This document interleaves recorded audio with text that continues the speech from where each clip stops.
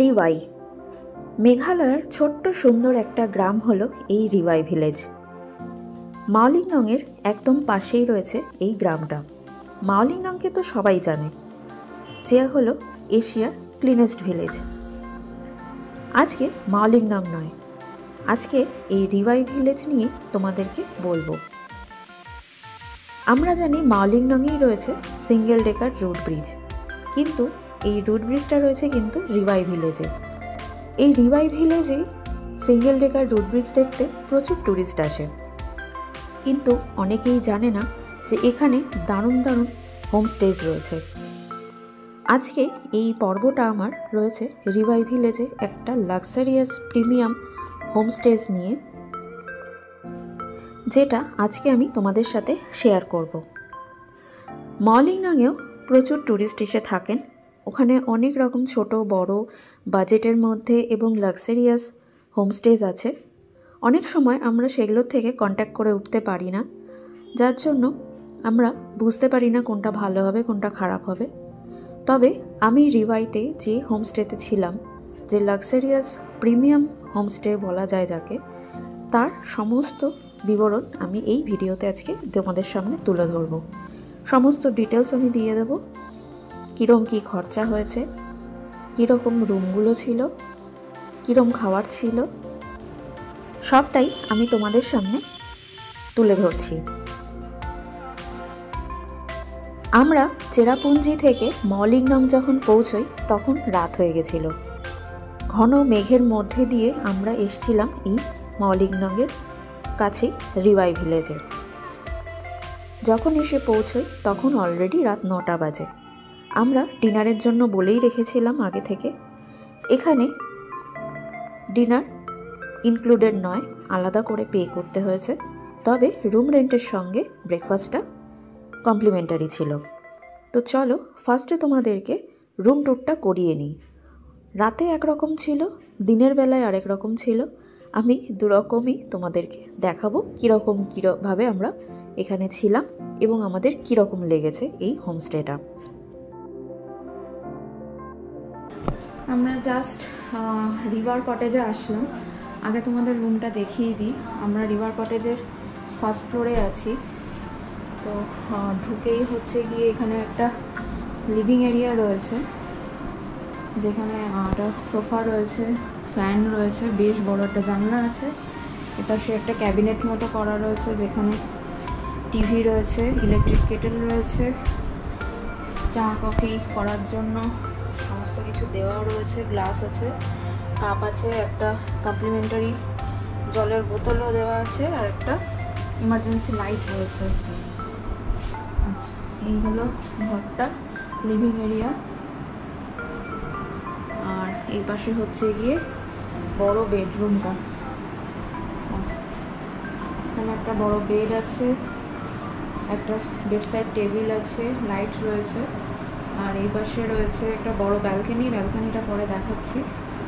এখানে switch Twitch রয়েছে।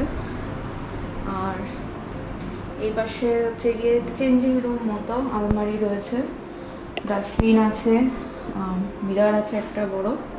আর এই হচ্ছে গিয়ে বাথরুম, বাথরুমটাও বেশ বড় সড়ো, গিজার রয়েছে, কমোড, বেসিন সব কিছুই রয়েছে, বেশ সুন্দর।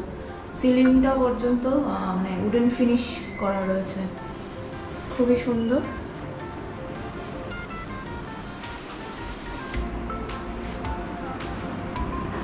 এখানে আর লাইট কি আছে একটু জ্বালাই।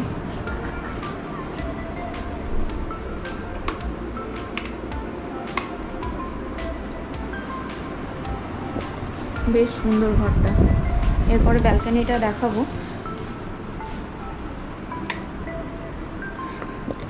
তো এই হলো রুমের ভেতরটা।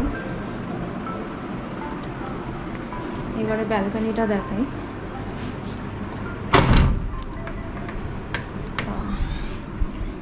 এখন তো পুরো অন্ধকার, এখন অলরেডি 9:15 বাজে। ব্যালকনিটাও বেশ বড় সড়ো, সুন্দর বসার জায়গা আছে। এটা খুব সম্ভবত ব্যাক সাইড, তাই জন্য পেছনটা পুরো ঘন জঙ্গল টাইপ লাগছে এবং অন্ধকার। কালকে সকালে ভালোভাবে দেখাতে পারবো চারপাশটা। তো এখন আপাতত রুমটাই তোমাদেরকে শেয়ার করলাম, বেশ ভালো লাগলো। এবারে তোমাদেরকে দেখাই যে স্ট্যান্ডার্ড ডাবল বেডেড রুম ছিল আমাদের আরেকটা, সেই রুমটা কেমন। উপরের ঘরটার মতোই নিচের ঘরটা, তবে এখানে কোনো লিভিং রুম নেই, আলাদা করে কোনো ব্যালকনিও নেই। এখানে রয়েছে সিম্পল একটা ডাবল বেডেড খাট, ফ্যান, লাইট, দেওয়ালে মিরর রয়েছে, বসার জায়গা রয়েছে, আর রয়েছে পাশেই বাথরুম, যেখানে বেসিন, কমোড, গিজার সব কিছুই অ্যাভেলেবেল। নর্মাল একটা রুম যেরকম হয় এই রুমটা ঠিক সেরকমই ছিল। রাত্রে বেশ জমিয়ে আমাদের খাওয়া দাওয়া হলো। অবশ্য সারাদিন যেহেতু না খাওয়া ছিলাম, তাই রাত্রিবেলায় গরম গরম খাবার দেখে আর নিজেদের কন্ট্রোল করা গেল না। আমাদেরকে দিয়েছিল ভাত, ডাল, আলু ফুলকপির একটা সবজি, ডিমের ঝোল, আর ছিল এখানকার অথেন্টিক দেশি মুরগির ঝোল। প্রত্যেকটা রান্না ছিল দারুণ। অবশ্য খিদের পেট ছিল বলে গোগ্রাসে সবই খানিকক্ষণের মধ্যেই শেষ হয়ে গেছিল। তবে সত্যি বলতে রান্নাবান্না খুবই ভালো লেগেছে এবং একদমই ঘরোয়া খাবার দাবার ছিল। খাওয়া দাওয়া সেরে শুয়ে পড়লাম। পরদিন ভোরবেলায় হাঁটা পথে মাত্র 2-3 মিনিটের মধ্যেই আমরা চলে আসলাম সিঙ্গেল ডেকার রোড ব্রিজের পার্কিং লটে। হোমস্টে থেকে একদমই পাশে এই রোড ব্রিজ। এখানে প্রচুর গাড়ি পার্কিং থাকে। আমরা একদম সকাল সকাল বেরিয়ে গেছিলাম, যখন সেখানে কোনো ট্যুরিস্টই ছিল না। একদম এন্ট্রি হয়েছে ফার্স্ট আমাদেরই। আমরা গ্রামের মধ্যে দিয়ে একে ওকে জিজ্ঞেস করে করে চলে আসলাম লিভিং রোড ব্রিজের সামনে। এখানে 8টার সময় গেট খোলে, মানে গেট বলতে এখানে এন্ট্রি টিকিটটা কাটা হয়, কিন্তু আমরা এসে পৌঁছই 7টার সময়, তাই সেখানে কোনো লোকই ছিল না। অগত্যা আমরা টিকিট না কেটেই চলে আসলাম লিভিং রোড ব্রিজে। আমরা গেছিলাম বর্ষার সময়, তাই জন্য পরিবেশটা ছিল একটু ভিজে ভিজে টাইপের, আর একেবারেই কুয়াশা মাখা, আর মেঘলা মেঘলা ওয়েদার ছিল সেই সময়। কিছুক্ষণ পরপরই টিপ টিপ করে গায়ে জল পড়ছিল, বুঝতেই পারছিলাম যে বৃষ্টি নামবে। আমরা এগিয়ে চললাম আমাদের গন্তব্যের দিকে। কিছুক্ষণের মধ্যেই আমরা পৌঁছে গেলাম লিভিং রোড ব্রিজে। এই লিভিং রোড ব্রিজ হচ্ছে রাবার গাছ দিয়ে তৈরি একটা সাঁকো, এবং যেটা জীবন্ত। বছরের পর বছর ধরে এই রাবার গাছের শিকড় একে অপরের সঙ্গে জড়িয়ে জড়িয়ে এবং মানুষের সহযোগিতায় এই ব্রিজটি তৈরি করা হয়েছে। নদীর বর্ষায় যখন ফুলে ফেঁপে ওঠে, তখন পারাপার করা যায় না এই পার থেকে ওই পারে।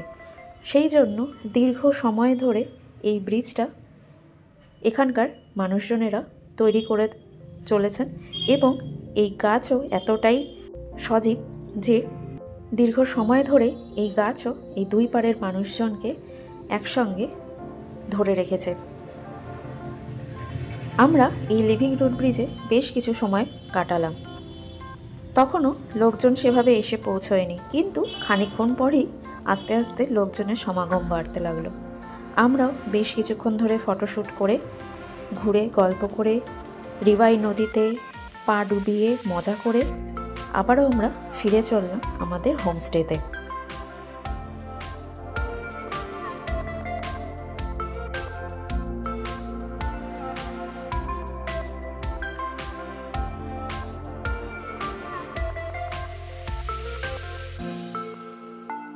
লিভিং রোড ব্রিজ ঘুরে আমরা আমাদের হোমস্টেতে ফিরে এলাম। 8:30 নাগাদ আমাদেরকে রুমেই ব্রেকফাস্টটা সার্ভ করে দিল। ব্রেকফাস্টে ছিল ব্রেড বাটার, অমলেট আর গরম গরম চা। সেদিনই যেহেতু আমাদের চেক আউট ছিল, তাই খাওয়া দাওয়া সেরে আমরা রেডি হয়ে নিলাম বেরোনোর জন্য। দিনের বেলাতেও রুমটা কীরকম ছিল তোমাদেরকে একবার দেখিয়ে দিচ্ছি, তার সঙ্গে রুম রেন্টটাও তোমাদেরকে বলে দিচ্ছি। আমরা এই যে প্রিমিয়াম ডাবল বেডেড রুমটাতে ছিলাম, এর ভাড়া হচ্ছিল 3,500 টাকা plus tax with complimentary breakfast. আর যে স্ট্যান্ডার্ড রুম ছিল, যেটা তোমাদেরকে আগের দিন দেখালাম, সেটা হচ্ছে 2500 টাকা plus taxed with complimentary breakfast. এছাড়া এখানে রয়েছে ট্রিপল বেডেড রুম।